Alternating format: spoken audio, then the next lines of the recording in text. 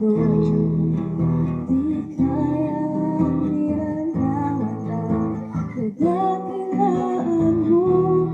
Kulang ang lahat ng tula, kulang maging mga salita upang ihayag ang kabutihan mo. Wala kang katulad, wala nang hihigit sa'yo. Wala kang katulad,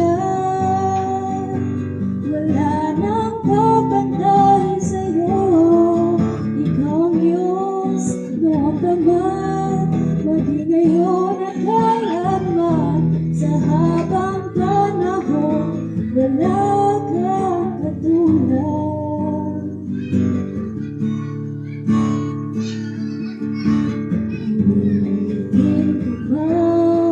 Lahat ng gawin sa mundo, di kayang ilarawan ka.